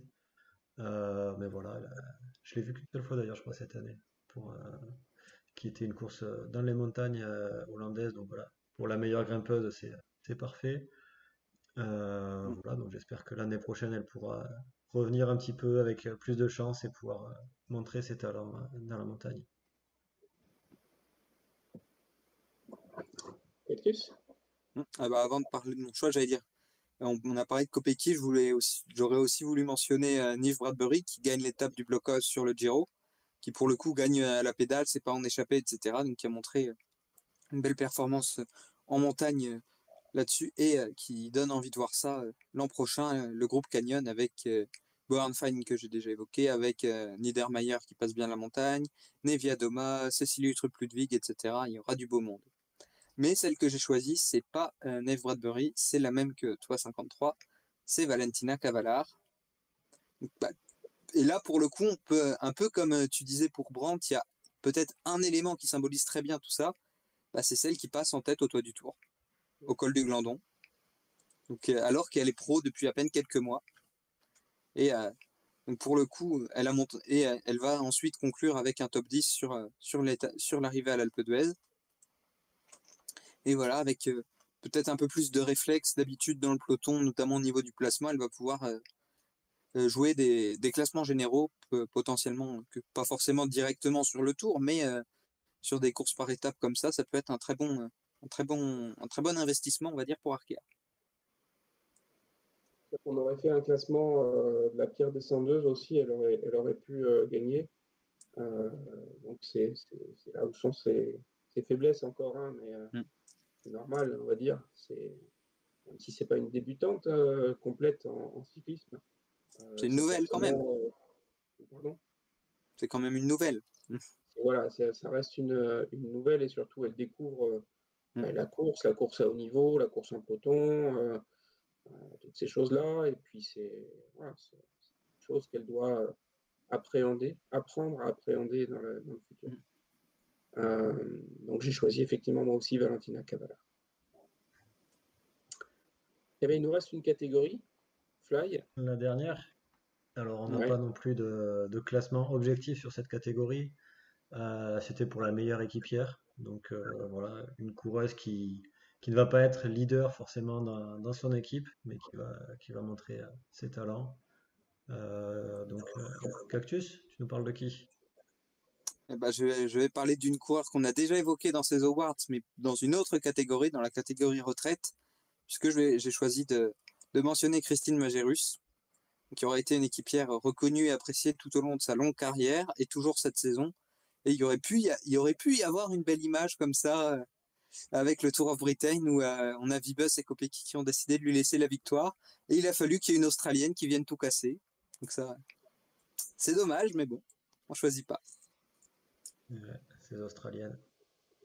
Ouais, ces Australiennes, ben voilà, moi c'est justement mon choix. Hein. Je suis allé taper dans la même catégorie des retraités que Cactus, mais moi j'ai choisi Grace Brown comme meilleure équipière parce que on a parlé beaucoup de ses succès, mais elle a également abattu un boulot d'équipière assez phénoménal aussi cette année.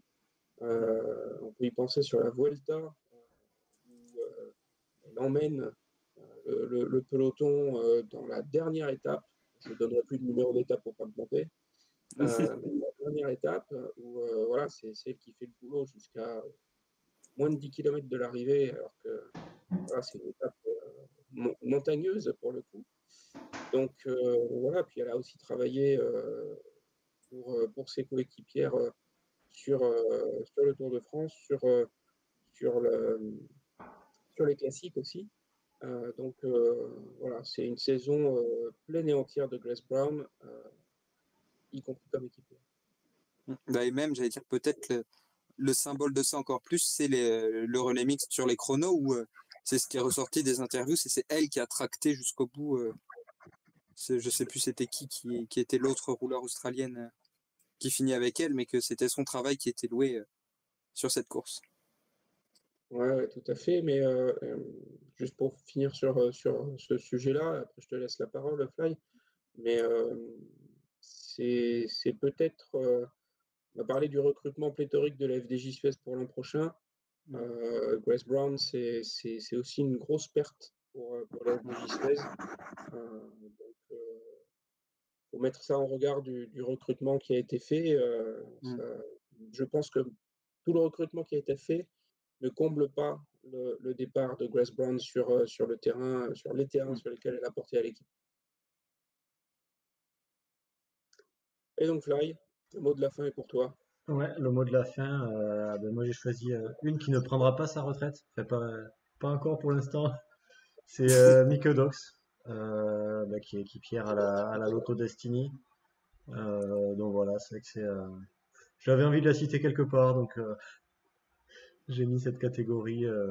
C'est vrai elle n'a pas forcément des bons résultats, mais enfin, avec des victoires ou quoi, mais c'est vrai que c'est un élément important dans l'équipe et voilà, qui est toujours là pour aider ses équipières.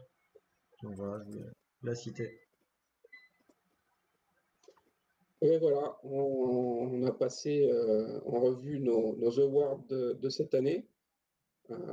N'hésitez pas à partager vous aussi sur les réseaux vos awards, à nous signaler les jeunes femmes qu'on aurait malencontreusement oubliées dans ces awards, bien entendu, pour vous dire ce qu'on n'a pas bien fait, parce qu'on ne fait pas tout bien, il faut pas croire. On a essayé d'être objectif. Voilà, en étant aussi objectif que nous, bien entendu. On va conclure avec un petit événement demain. C'est la présentation du Tour de France. Vous voulez, sans spoiler Fly, est-ce que l'un de vous veut dire deux mots sur cette présentation? Je vais le dire, comme ça je vais pas me spoiler. Oh, tu es capable de faire de l'auto-spoil, attention. Ouais, faut faire gaffe. Du coup, ça sera un live à la télé à partir de 11 h.